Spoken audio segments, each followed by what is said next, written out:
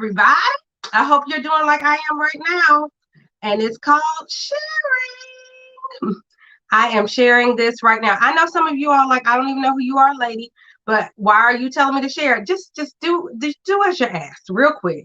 And we are going to get to know each other really well in about 4 seconds because I got to share first. That's what I needed to do. Okay. Hello, everybody. Hello. I hope that you are doing amazing today. And welcome to Leadership Live Week 34. Leadership Live 2021, Week 34. Did you hear me say 34? This is the 34th week of 2021.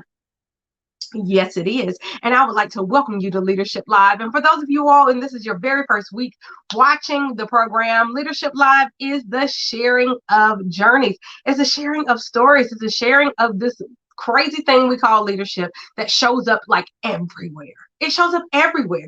And so in 2019, for 52 weeks, I came on by myself and I shared 52 leadership stories and journeys and lessons learned. And I didn't even know I had it in me, but God said, yes, you do. You got this. And he tapped on my shoulder once again here and actually at the end of 2020 and said, in 2021, I need you to bring Leadership Live back. And I was like, oh God, I have no more in me. And he was like, yes, you do, but this time you're not going to do it alone. I need you to bring along some friends. And so for the past 33 weeks, I have had 33 incredible guests with me here on Leadership Live, sharing their stories, sharing their wisdom, sharing their journey, sharing their lessons.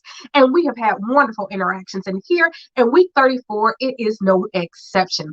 And for those of you all who are like, well, lady, who are you anyway? Well, I'm so glad that you asked. I am Dr. Renita. I am an educational leadership strategist, which means I love to work with aspiring and growing leaders to become more authentic in their leadership, to empower their fellowship, and at the end of the day, make a greater impact on the world.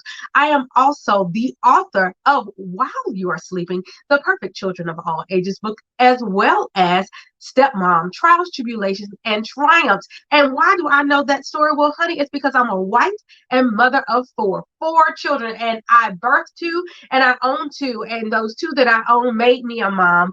And their story and our journey of becoming one big happy family is what inspired Stepmom. And actually, all of my children, from the youngest to the oldest, inspired While You're Sleeping, because I just love to look at my children while they're asleep. They're so sweet when they're sleeping, no matter what else was going on. And I was honored to have those books in me and to get them out. So I am the author of 3 books because Stepmom has 2 editions. I am also a veteran educator, having served grades kindergarten through college. I am the founder of The Refining Life, a 501c3 nonprofit organization whose mission is to provide you with experiences to have your mindset shifted so that you can lead a more positive and productive life. And get ready for September, because Refining the Mind Women's Conference 2021 is going to be here, but in a very different way. Look out for those announcements. I am also a mentor. I am a coach. I love coaching those aspiring and growing leaders. And I am also a queen. These crowns are not up here for nothing. I'm a queen and a queen. I am a queen and a queen. I am the current reigning Mrs. Black North Carolina, as well as the Elite Southern Charms North Carolina Ultimate Brand Supreme. And I say all that to say, I lead a lot. I lead a lot. I lead in a lot of different places with different people and different things, and I love leadership. But I am going to bring somebody else on here who loves leadership as well, because it is her life and she is leading out loud in a dynamic way. Ladies and gentlemen, I bring to you Albany Jones. And the crowd goes wild. Albany. Look at her. She look gorgeous, girl. Yeah, she look gorgeous. You see her? I see her. Work. That's what they always saying. Wow. Well, how do you follow that up? Like, You followed up with the greatness that is Albany Jones. I am going to step out of the camera for a second and give you a moment to tell the people about you and about our topic for tonight. Go ahead, Albany. Okay, well, hi everyone. I'm Albany. I was born and raised here in Greensboro, North Carolina. I'm a local real estate agent serving Greensboro, Charlotte, Raleigh, and Wilmington. I I recently moved back to the area in March of last year. I had a position as a head carpenter with the Price is Right live game show. And I had been touring previously with Nickelodeon's Paw Patrol show.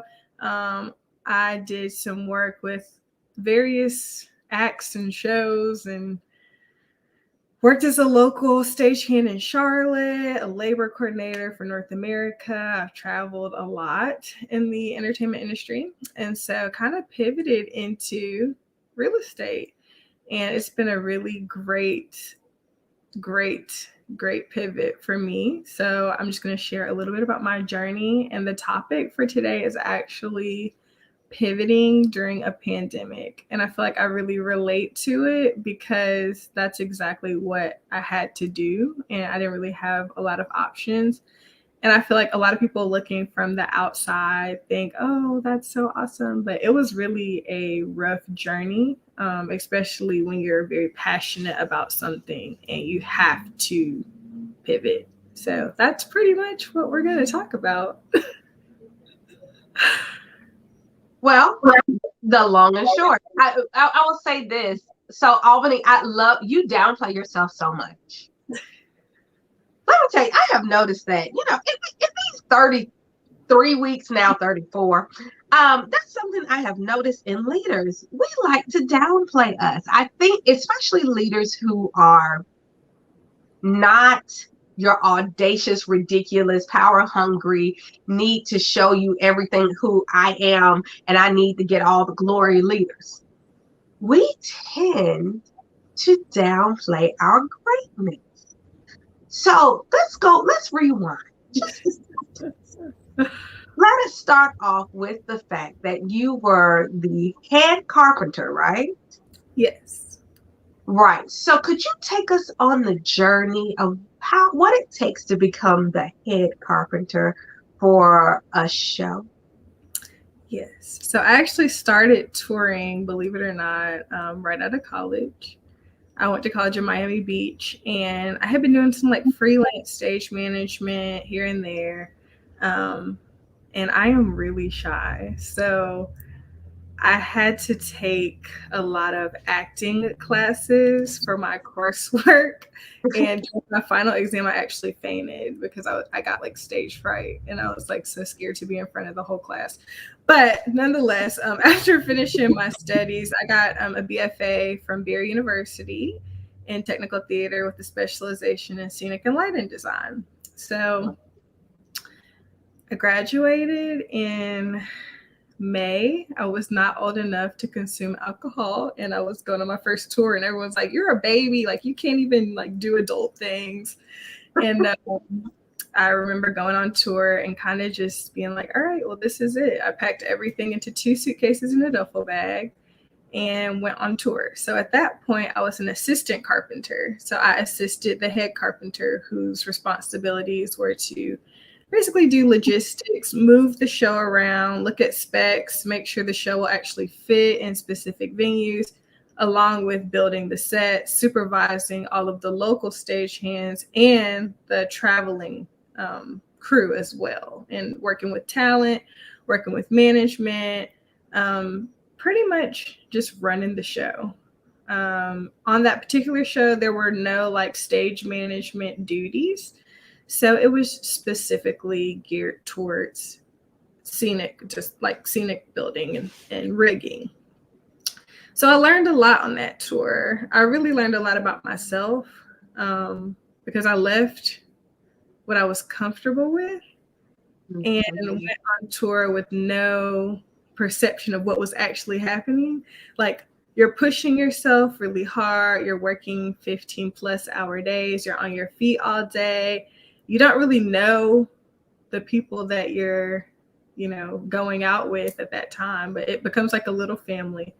So that was kind of how I got started. That was my first tour, and I did an 11-month contract. So I was gone for 11 months. We did pretty much a new city every day. So we would wake up in a new city. We were flying like several times a week. I have so many style miles. Like, feel free to donate. I need plenty. Yeah, so it was just travel, travel, travel, work, work, work, like all the time. No play. There are no holidays in live entertainment. There is no family. It's similar. I'm not gonna say it's similar to going to the military because that's kind of offensive because people actually sacrifice their lives. But when you go on tour, it is similar to like traveling a lot and just like not really having that sense of home. Mm. But I So can see how you would equate it to a portion of what military families go through in a deployment. just continuing to move around like all the time, not really knowing what's next. So after that 11-month contract, I actually got promoted to head carpenter. Still was not old enough to consume alcohol. But How? How? See, because you see how you skimmed over that. How did you go from assistant carpenter, leaving, stepping into the unknown, don't know what I'm getting ready to go to, but I'm going to it anyway. And then 11 months later, they saw something in you that said head carpenter. What happened? I'm not sure. Honestly, I still don't know. Looking back, I know I did work very hard, very hard. I also felt that I had a very different management style than what some companies are used to. So most people on tours are like, all right, we got to move the show. We got to move the show. We got to move the show. And I'm like, hey, did you eat? Are you okay? Everything good at home? Like, come on, you seem off. And I really do care about people. So at that time, I was really focused on the show aspect. But over time, I realized, like, hey, we're human. Like, we can eat, we can take a minute, we can go have coffee, we can, just step out of that for a moment and prioritize ourselves because the show does go on, believe it or not. So it was more so like that kind of switch or shift. And I feel that with any crew that has ever toured with me or under me or whatever, they can probably attest to the fact that I do genuinely care. Even though, you have different personalities on tour. So everybody's not going to be like besties, and like I'm also not one to get very close to people easily just because of the fact that I would call myself an introverted extrovert. So like when I warmed up to you, it's like, yeah, but like until I really like get to know you, it's just like so there's that aspect. But I think that it was really just hard work and like dedication. It does not take any talent to show up on time. It doesn't take any talent to be present or to, just strive to be better every day. So Wow. Yeah. So I think this is a lesson for us all. There's so many people who are striving for leadership. They're doing whatever they can, going out to do whatever they can on paper to become a leader. And I think that sometimes we miss the boat on what really is important when we think about leadership skills. So for me, I think soft skills are huge. I think the dependability, which is the August soft skill of the month, dependability is one of the strongest things that leaders can have. And even potential leaders who don't even see themselves as leaders. A person who is dependable, a person who knows how to manage time, a person who knows how to adapt, which is something that we're of course going to talk about tonight. A person who knows how to communicate, a person who knows how to team build. And you've touched on so many of those things just in this moment. I think one of the hugest pieces that you touched on, which is something that I think some leaders forget, is relationships.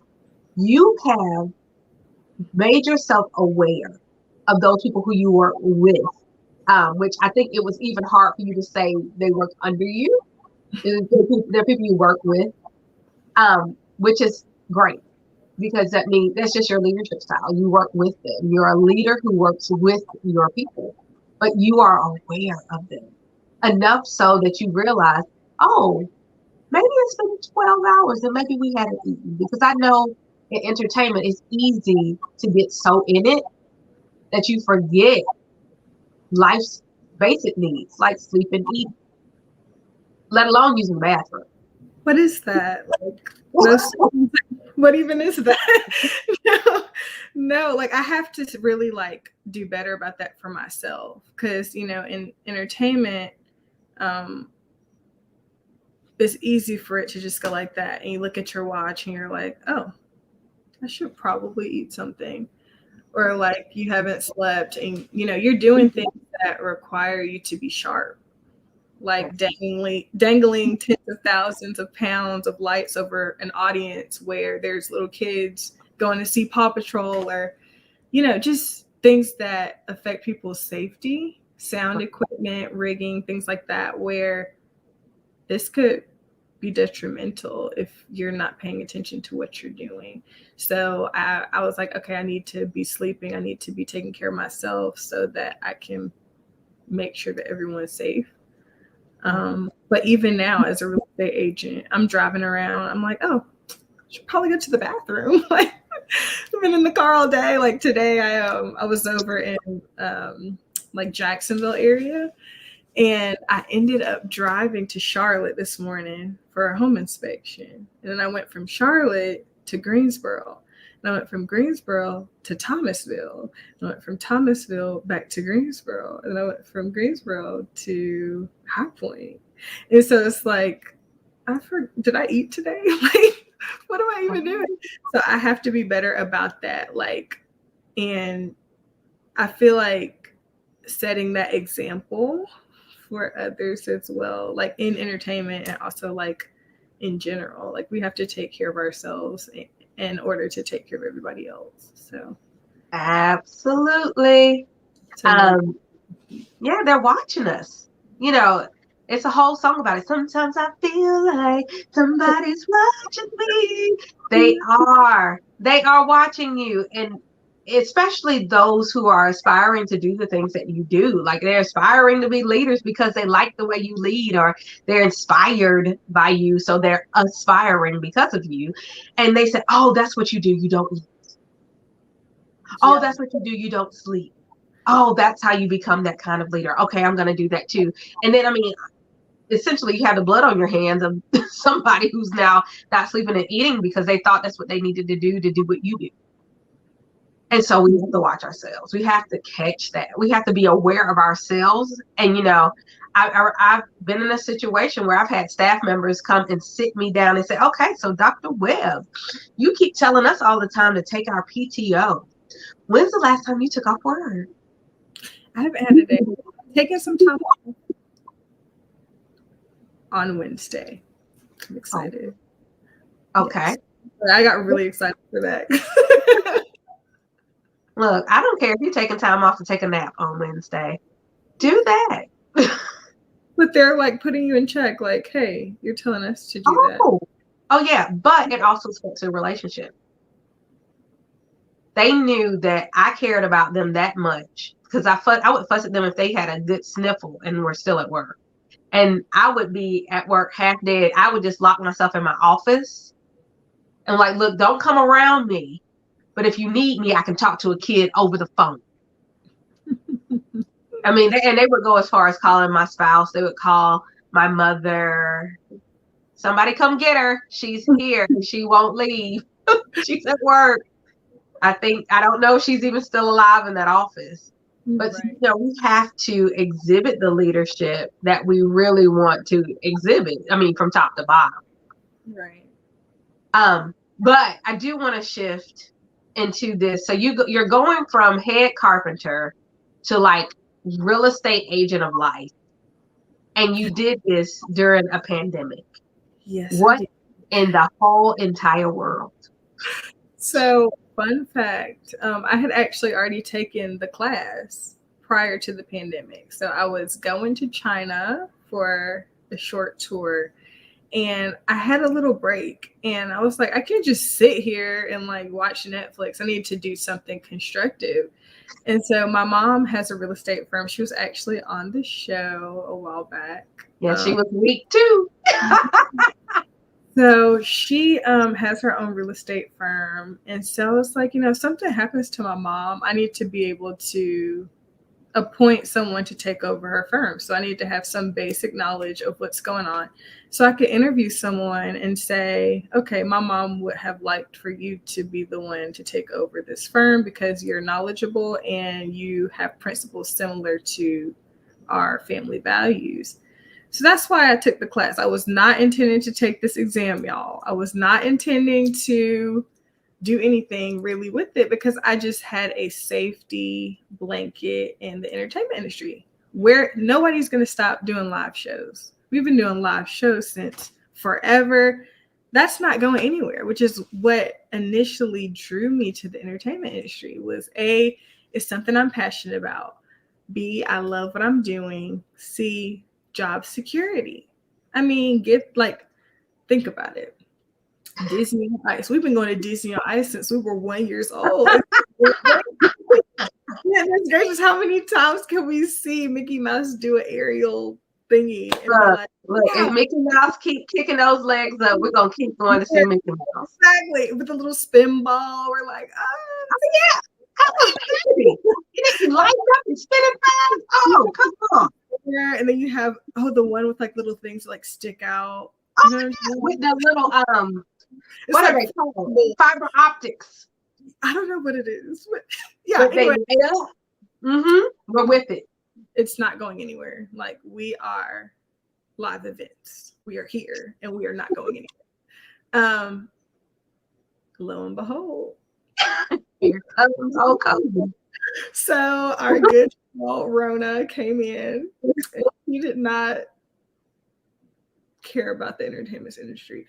So I had friends who, and still have friends who are not back to work. Some shows have been canceled, tours are canceling, and it's been about 17 months. So when everything went down, I'll never forget, I was in Champaign, Illinois. We had just gotten there that morning.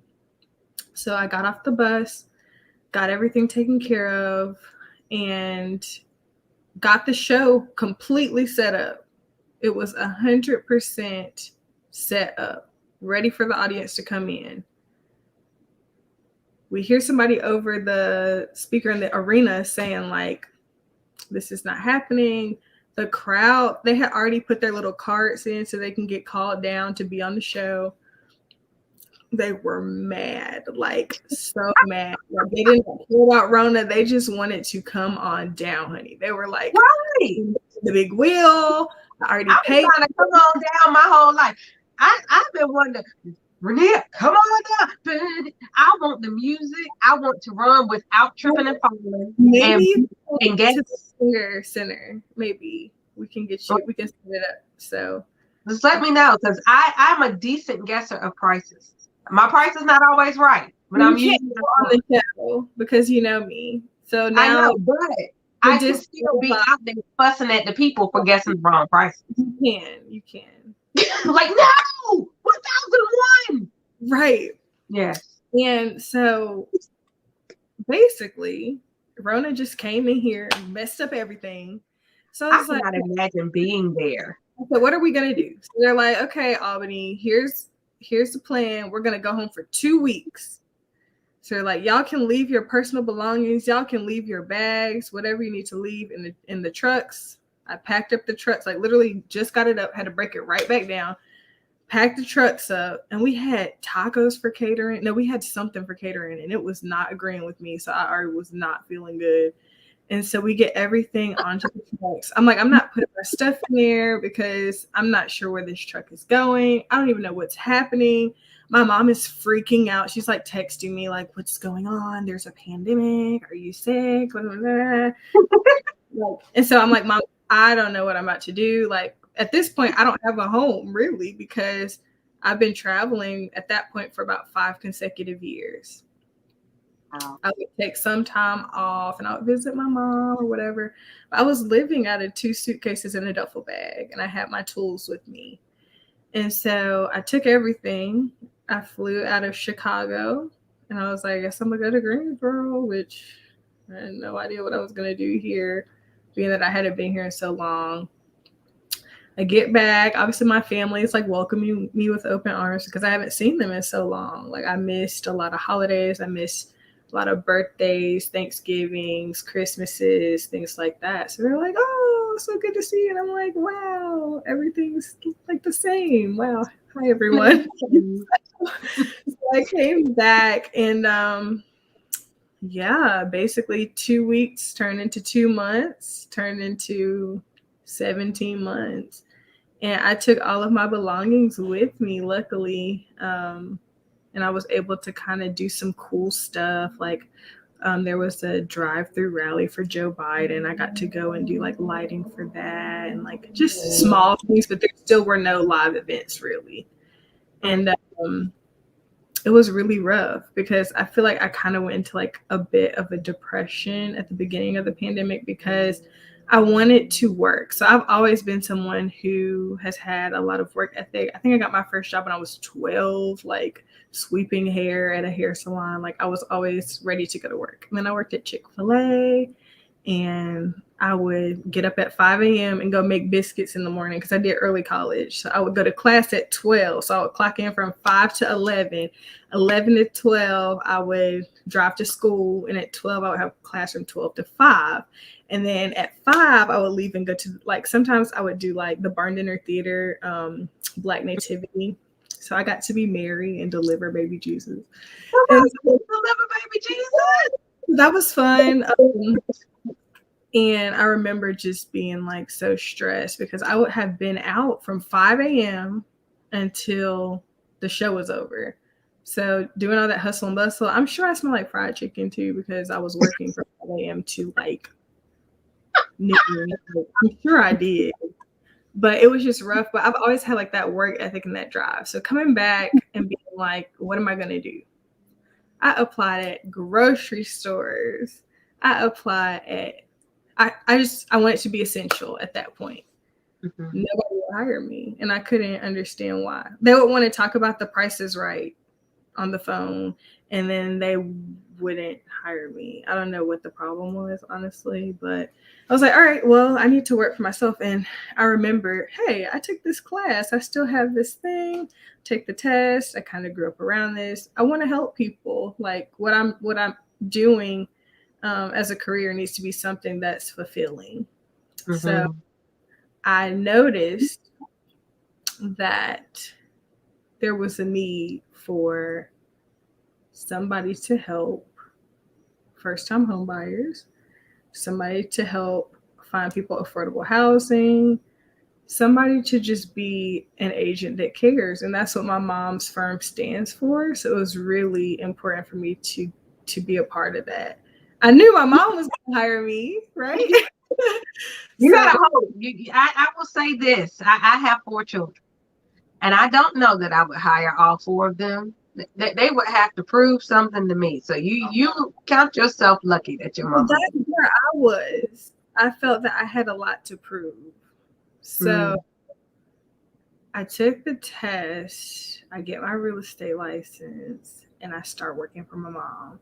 And instantly, I knew I had to prove that I was worthy of being there because my mom, she doesn't just hire anybody. Like there are specific talents that each person on our team brings. And so I knew, hey, I love people. Like if you go on my page right now and you click on my pictures, you're going to see me with crews in various countries. You're going to see me with different people. Nobody looks alike. Everyone is just like a part of my journey. Mm-hmm. I knew that being on my mom's team, I don't really have a sphere of influence here because everybody uses my mom. Like, why would they use me? I knew I had something to prove. And I was like, all right, so I have the agents looking at me. Like, oh gosh, she hired her daughter. Like, what's going to happen? I have my mom looking at me. I have people in the real estate industry looking at me like, oh, that's Marcy's daughter. Like, what is she going to do? But for me, the biggest person I needed to prove something to was myself because I was lacking that feeling that I was getting from the entertainment industry. So I remember the first person that I put under contract, and it was a young lady. And she moved to the northern part of Greensboro, and it was divine because I got a phone call and it was from California. So I was like, it's Price is Right. Like, we're going back. I'm so excited. And it was a young lady trying to relocate to North Carolina. And I was like, how did you find me? Like, I still to this day have no idea how she found me. I'm getting like hyper emotional. Like, I'm not going to cry. I have no idea how she found me. Like, but she did. And literally, we went under contract on a new construction home that was already built. So she just moved in. The first time I met her was when she flew in to move into the house. We did a mail away closing. So I mailed her the documents, got them notarized. I mailed her back the keys. And I met her for the first time when she relocated here from California. So it was just like, yeah, it was wild. But that was like the first thing. And so from there, it's just been nonstop. I don't know what happened. Like, it was like a shift where it was just like, I had been preparing and I'm like, how do I prepare for this? How do I prepare to be a real estate agent? What do I need to be doing? Do I focus on marketing? What should I be doing right now? And so I sacrificed a lot of things that I was enjoying doing in the pandemic, like Netflix and binge eating, like a large pizza and 2 things of pasta. Let's not. So I kind of like, yeah, so like shifted. I'm like, okay, I need to focus. And I have something to prove. So that's really kind of how that shift happened. Mm. And from there, I just continued to focus and I pivoted into working for myself. I work for my mom, but I work for myself. And my mom has like been the best boss to me, believe it or not. We did have some issues in the beginning because mom, like, I want to do it like this. She's like, you know Or how like I see it as, she's like very supportive because I'm very like, I would consider myself creative, I guess you could say. Sometimes I have crazy ideas, but when I have a vision for something, I really stick by it. So I'm like, Mom, look at this. Let's do this. And she's like, I've been doing it for 17 years. Like, what? So yeah, there was like a little bit of that going on, but I think we have synergy now where it's like I feel comfortable talking with her through ideas that I have. She will talk to me with ideas that she has. Like, we made a TikTok together, so that was fun. But just like bringing, I guess, a newer energy, and then she has that seasoned wisdom. So like together, we're like. So I have a question. Yeah. What have you bought from head carpenter Albany to real estate agent Albany? What survived your pivot? Well, I would say the carpentry knowledge and expertise. So when I'm looking at homes, I'm looking at it as a carpenter. Or I'm telling my clients, like, okay, you could do this as this home improvement project. And they're like, wow. But also the tact, because I like to laugh. I like to have fun. But I'm not about to play when it comes to certain things. And also, we have a job to get done. So when I was the head carpenter, we had very tight timelines where if one thing went wrong or one thing took too long, we're holding the show. And that's not something that is really conducive to the work that I do. So for me, just making sure that things work. And also, also like, I do everything behind the scenes on The Price is Right, right? So you put the show and you see, wow, this big thing going on. And I'm like back there, like making it work. It's similar in real estate. Like, I don't think that a lot of people realize the intricacies of a real estate transaction and what actually goes on.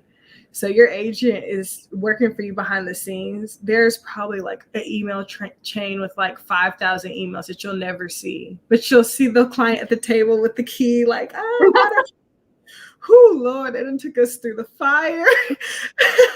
But basically, that end result is ultimately what people see, and they don't see the behind the scenes. So I think that's one thing that has kind of carried over.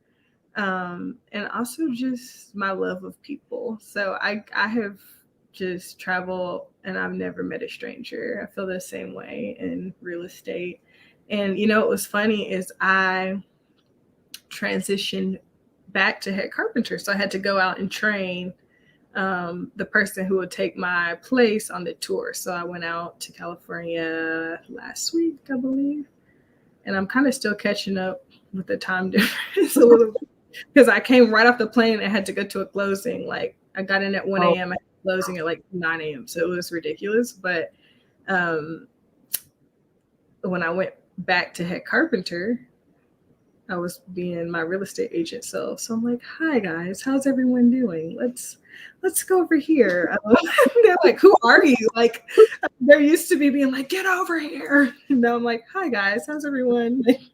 And they're like, what language are you speaking? Right. They're like, who are you? Like, it's so weird seeing it. Everyone like jokes I'm gonna become like this suburban mom who has twins.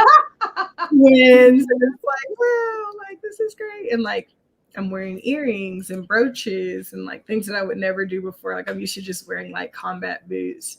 And don't get me wrong, like I'll still slay the game, like in a jumpsuit and some boots, but it's different. Like I haven't really worn dresses or skirts in my adult life. So that's like a new thing, but I like it. It's interesting, but I love my clients and just like, I guess the main transition has just been the love aspects. Like I love what I do.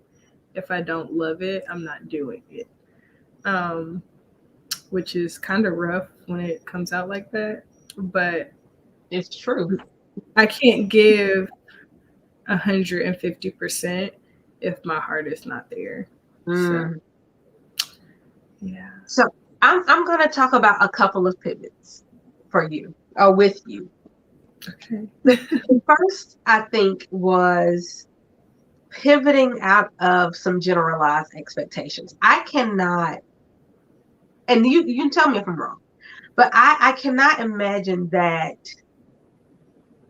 a lot of people raise their daughters expecting them to go into something like carpentry. Or even, if you say you're going in the theater, that not just parents, but just the normal people aren't thinking that you're thinking about going to be the person that runs up and down the steps to make sure that the one thing is working or the mic is there or whatever is going on. They don't imagine that people really strive and do the things that they need to do to be behind the scenes. And carpentry in itself is not typically seen as a feminine thing. Yet, not only were you the carpenter, you are the head carpenter. And in some realms, leadership is not even seen as overly feminine. So you are the leader carpenter slaying the game in combat boots and jumpsuits. I think that even that pre-pandemic was a pivot. And then you pivot within a pivot. You seem to be, with lack of a better word, kind of the master of pivots. And you are able to pivot within expectations and still thrive.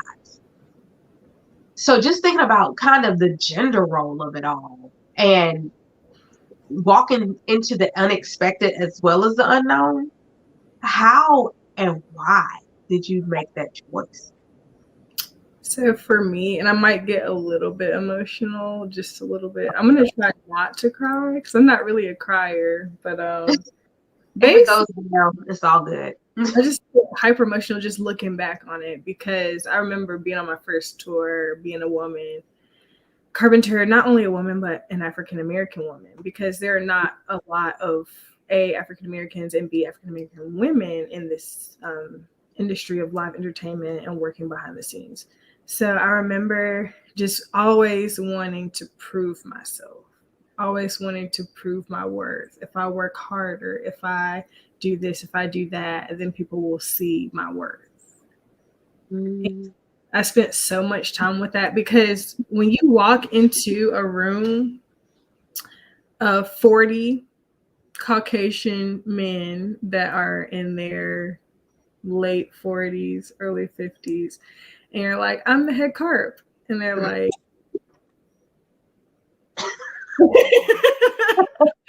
or they're Right. like, what? So it's more so like building that rapport up front.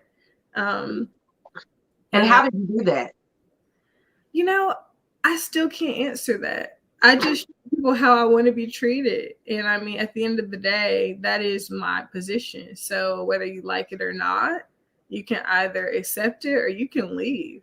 I'm going to get paid the same either way. So, and it's Mm. done. So it's more so like, I don't know. I felt the need to always be working harder, doing more, overachieving, overextending is a big thing. Mm-hmm. And so once I did all of those things, I would get noticed. I would get whatever. Honestly, looking back on it, I don't even know what I wanted to get. So, but I wanted to prove that I was worthy of the title. I was worthy of the position. And honestly, like I endured a lot. I've been called the N word in my face. I've been spat on backstage. I've been, you know, like, I don't know if you could say groped. I have been harassed, like sexually harassed, like verbally. Um, and so being a woman in the industry, it's really rough, but you just have to have thick skin. Like I remember this one show I was doing, I was working, and this guy, every time he would walk by me, he would bump me with his arm. Every time. And I mentioned it to someone in management, and they were pretty much like, "Well, what do you want us to do about it?" You know, and like ultimately, there are not many people that look like me, so you just learn to just grin and bear it. But honestly, once I stepped away from the industry, it was like constant, like I could just remember like things that people would say to me, like that are like, why are you saying that? Or like just different events that have occurred over my span in the industry. And this is not like on one particular show. Like I know, like with my experience with Prices Right, it was like a family atmosphere. Like everyone there was just really awesome and great.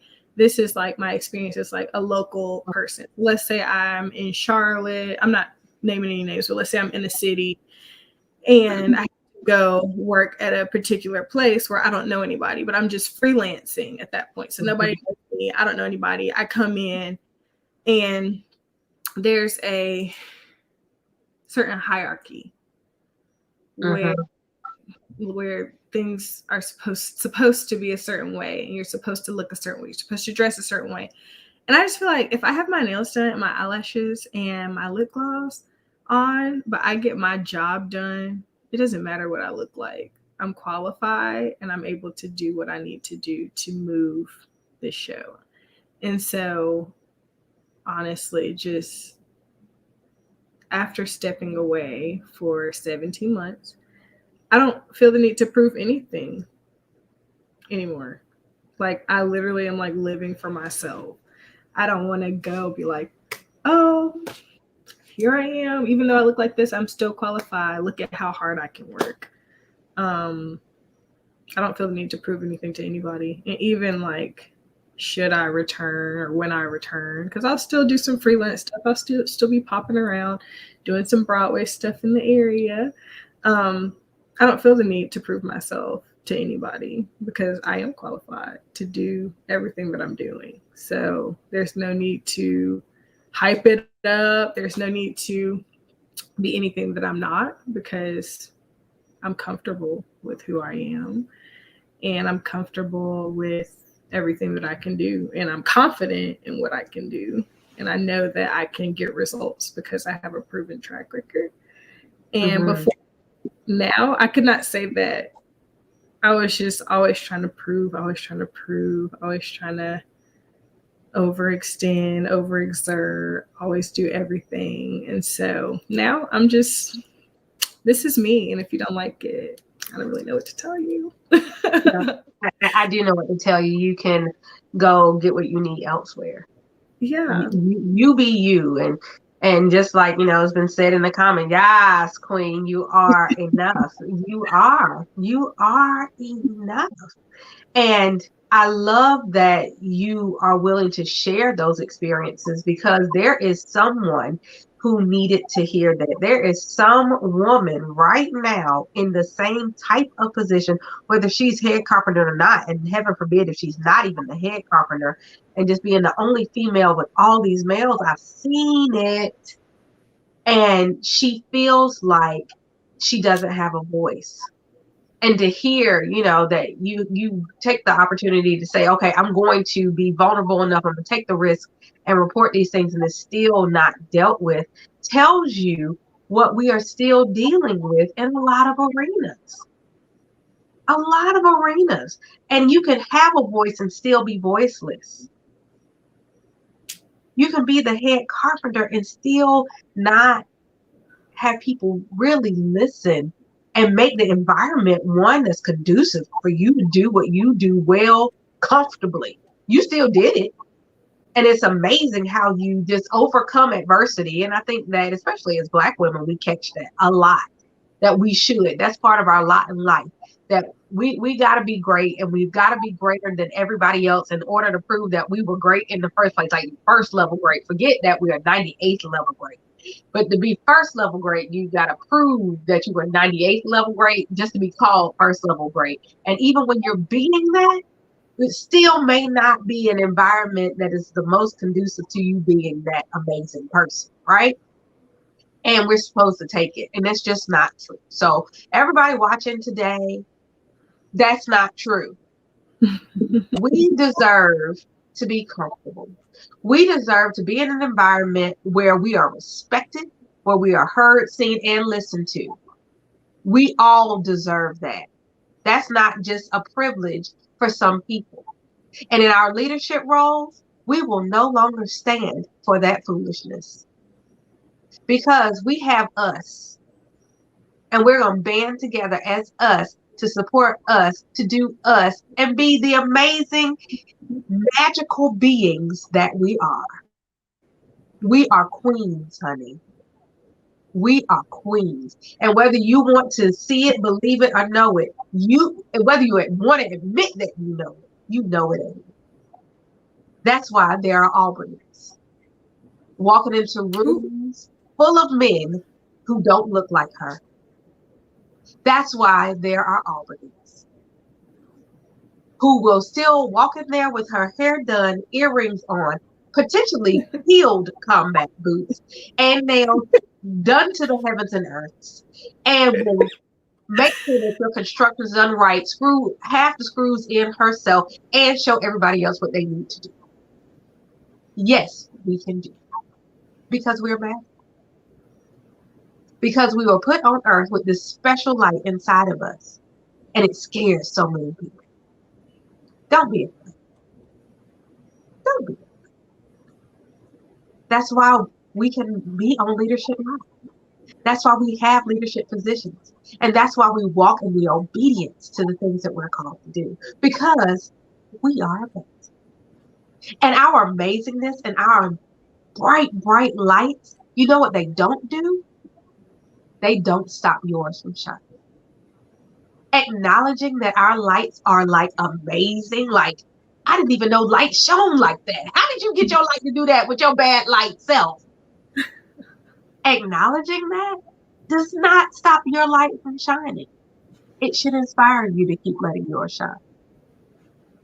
If Albany's light can shine that bright in that much foolishness, why shouldn't yours? Why shouldn't yours? If Albany can take this amazing pivot where she went from doing something that people were like, what? You want to do what? To you do what? Phrase that told you. To now you do what?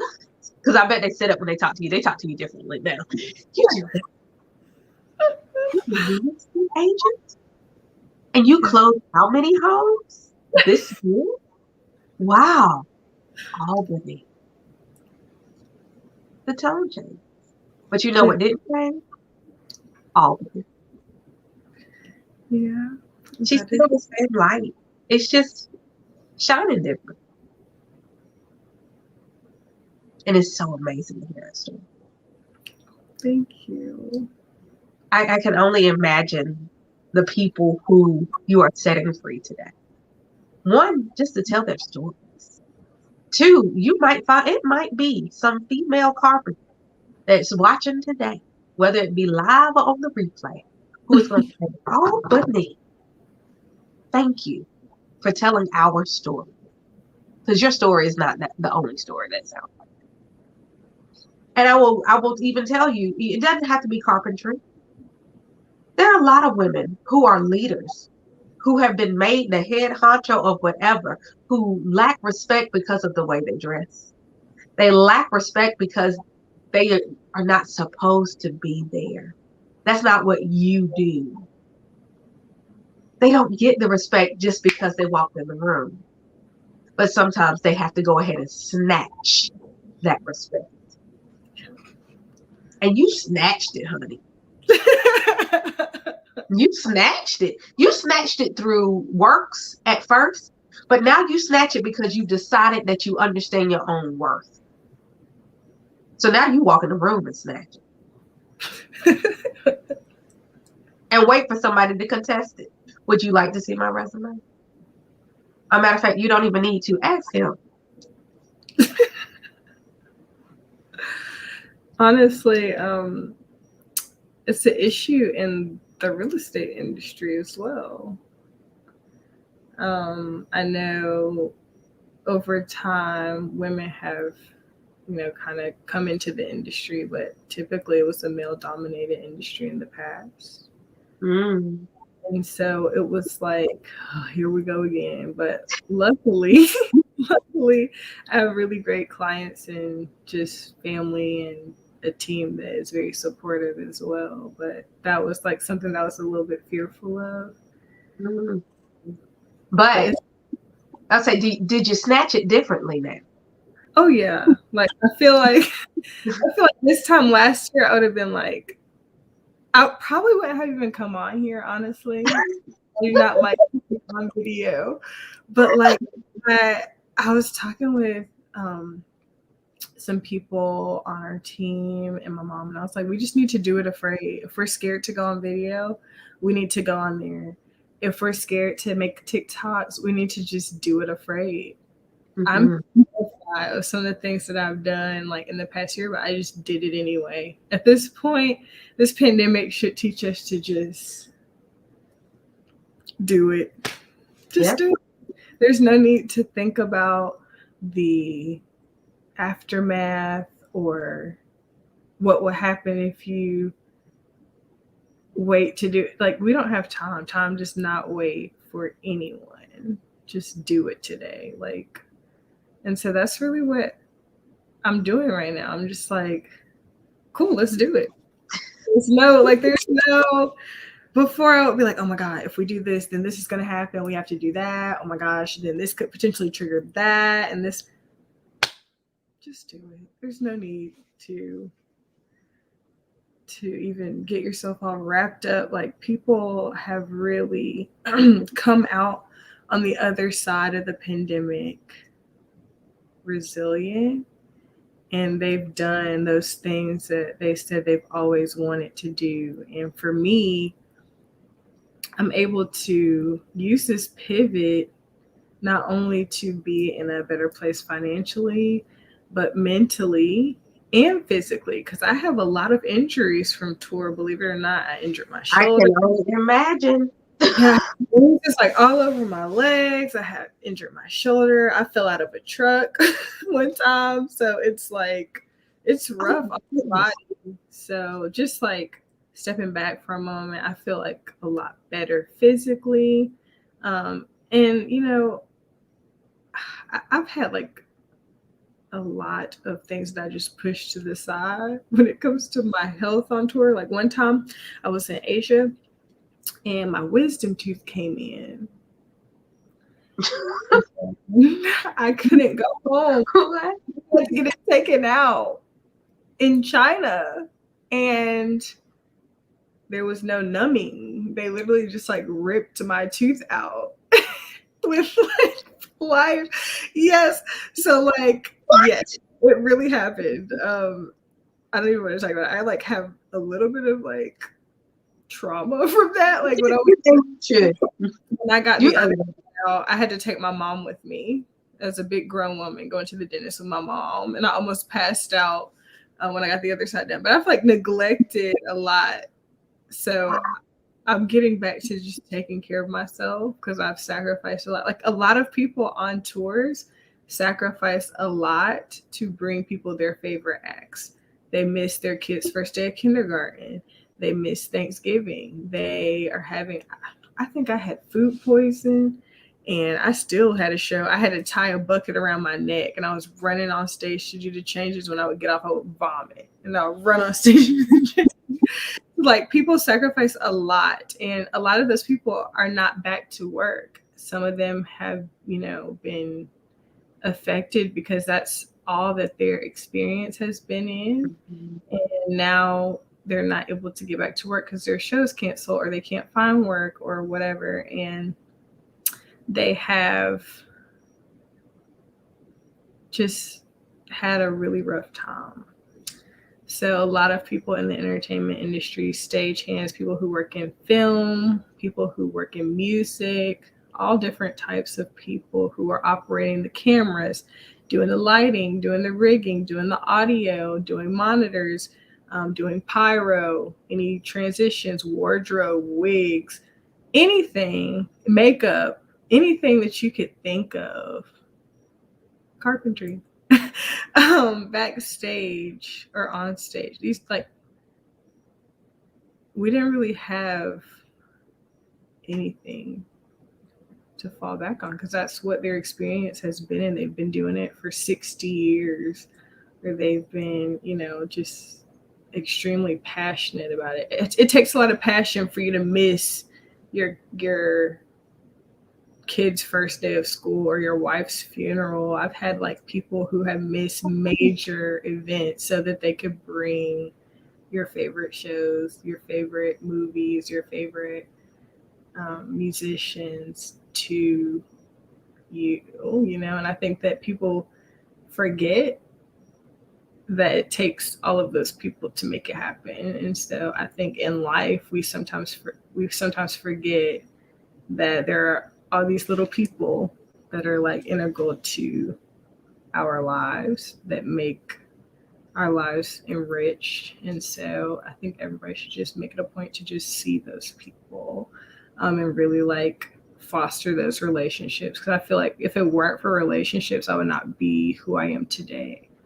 And that's how I met you, like through relationships. Like we met at the point. Yeah, but at the point, like even like we were there. It was during production, wasn't it? Lion King. Yeah. And I was like talking to my mom, and she's like, "Oh, can you volunteer at this thing?" And I was like, "Mom, like I just got off tour. I'm so tired." She's like, "Come on, it'll be fun." And I just remember it was like Miss Felicia and everybody, and it was like super great meeting everyone. And I even got to talk with some of the students about doing careers in live entertainment. And so now seeing them in college and majoring in all these like things, I'm like, wow, like you're growing up. But yeah, it's just like those relationships are very meaningful. Not only like community relationships, but professional relationships, friendships, and partnerships are very important in creating who you are. So don't allow certain people to dim who you are by allowing them to be a part of your life. Like you allow certain people access to you, and that determines who you are as a person because it's like inputs. So the people who are like around you, You should not always just be pouring into everybody else. Because that's what I was doing. Everybody was like a little cup. Not everybody, but certain people. Like a little cup. And I'm like pouring and pouring and pouring. And I'm like, I'll be there. I'm overextending myself and like trying to be in all these places at once. And ultimately, we have to stop doing that. The people who pour into me are the people that I pour into. Mm-hmm. So now it's like reciprocated. Yeah. That's a requirement for me now. That's a leadership choice. It is. As a leader, this is what I've decided. As a leader of my own life, as well as a leader in these other sectors that where I lead, I have made certain non-negotiables. And if you're not going to be a person who knows how to pour into me as much as I know how to pour into you, and I understand that will never be balanced, but if you're never giving me a drop, then it's okay. You don't need my drops. And sometimes there are going to be people who you're sent to for that moment. Because, of course, people are in your life for a reason, season, and a lifetime, different levels. But you may be a momentary person. My mom says that all the time. And I didn't get it until now. And I'm also in a weird phase because it's like my birthday is Thursday. And Happy early birthday. I'm in my late 20s. And that's when you're like, wow, my mom was right. Yes, I'm like, wow, that does make sense. Like, yes, girl. Yes, Mom. Yes. Let me tell you that those aha moments don't stop in your late 20s. I'm like, okay. They keep happening. Yeah. I feel like in my teens, I'm like, okay, we get it. Like, but now it's with the eye roll. You must include the eye roll. No, not in front of her. Mom, close your eyes. She didn't see it. No, not. Yeah, like it's certain things that like she would say, and it's like it's really resonating with me now. So mom leaders and parent leaders, don't stop saying the things, even when you know there's the eye roll. You may not have seen it because they waited until you turned your back, but you know the eye roll's there. Don't stop saying the things. If they have the luxury of continuing to live, they'll get it eventually. They may not get it today, but parent leaders, family leaders, keep saying the things. They'll get it. And it will matter when it counts. Yeah. I can like hear her in my head. I'm like, oh. It's great to have a mom voice in your head. It's or like a dad voice. Like, scream, you're like, and then you just hear her. She's like, pretty is as pretty does. And you're like, oh, honey. My favorite saying is from my mother, and I say it to my kids now, which is very fun.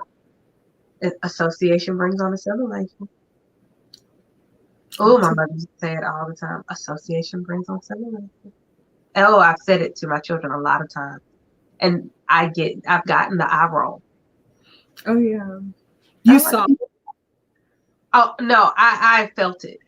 It was in my spirit. You felt it. And it was like, don't roll your eyes at me, but you weren't even looking at me. I know you did it. Don't play with me. It's like a sixth sense. Oh, yeah. There is a little something that God places in the parental or guardian shanana that helps you understand these things about your children. And eventually it will lead to the mom, you were always right. I know. I listened to my shanana. You didn't. I knew it was right. Right. Yeah. But sometimes we have to learn the lessons from mistakes. Yeah. And the thing is that makes the difference between good leaders and leaders who may not be effective are the leaders who make the mistakes and learn the lessons. If you make mistakes and you never learn, then you just become a crappy leader of yourself and potentially of other people. Yeah. I feel like I've learned a lot from that first tour and being that little kid that really has no idea what's going on. When I look back, I wish I had done so many things differently.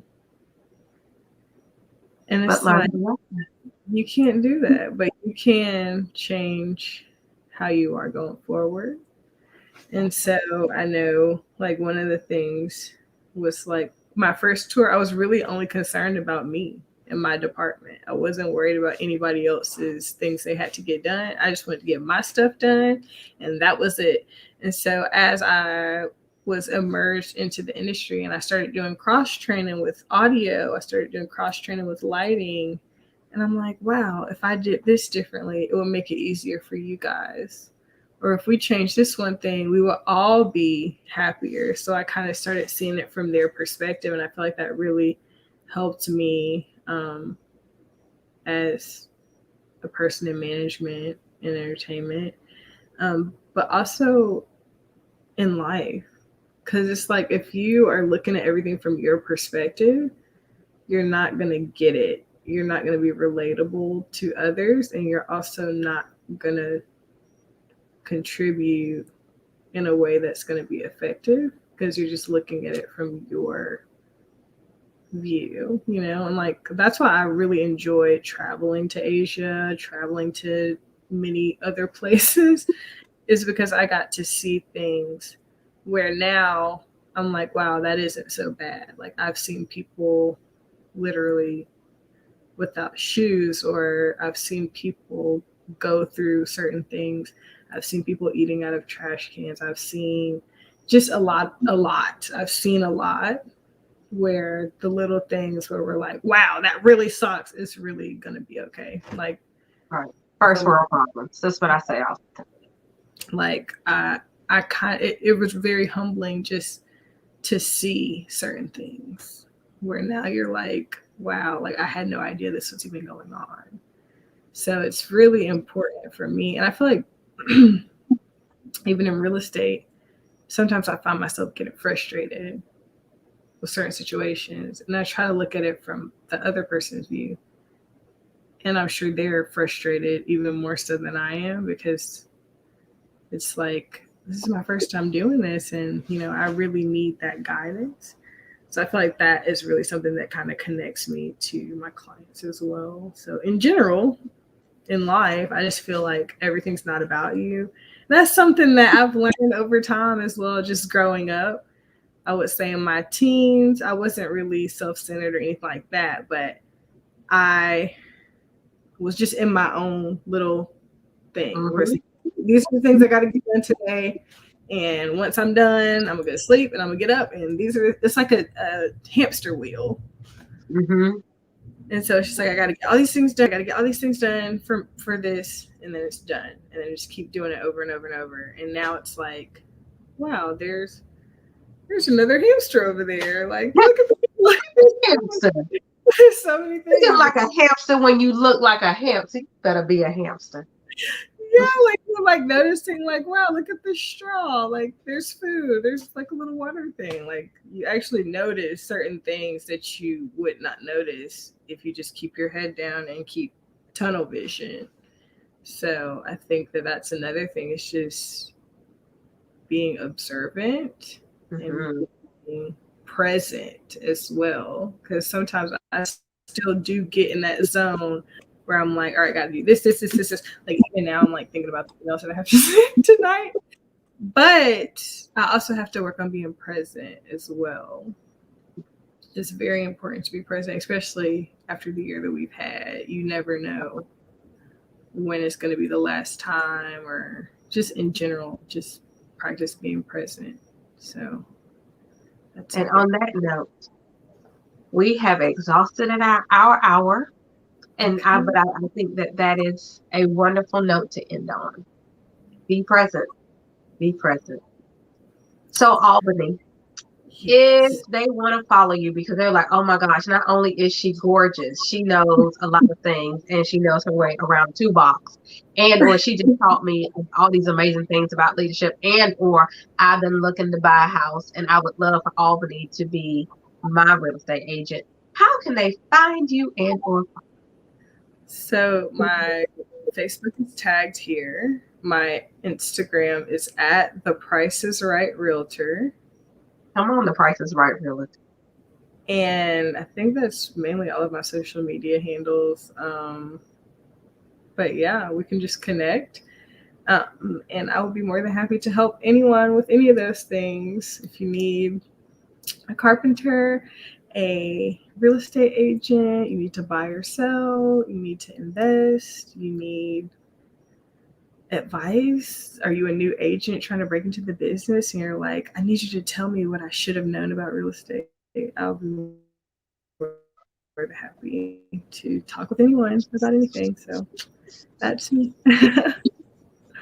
Perfect, perfect. Well, Albany, I want to say thank you, thank you, thank you for coming on and sharing such a powerful perspective that who knows who else has this story? I don't think anyone. But a story that we would not always get.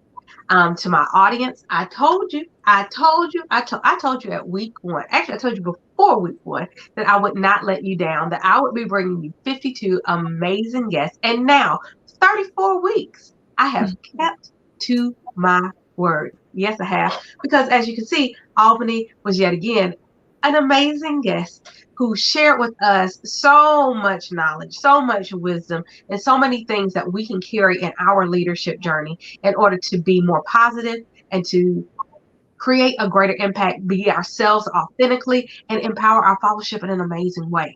So thank you, Albany. Thank you, every single person who has watched live. Thank you, thank you, thank you. Thank you for every single person who's watching on the replay. And if you're watching on the replay, make sure to throw up the hashtag replay so we know you are here. And know that I love you. I love you, love you, love you. And as always, I encourage you to keep your leadership all the way live. And I'll see you next week right here for week 35. Bye. Thanks, Dr. Anita. You're welcome.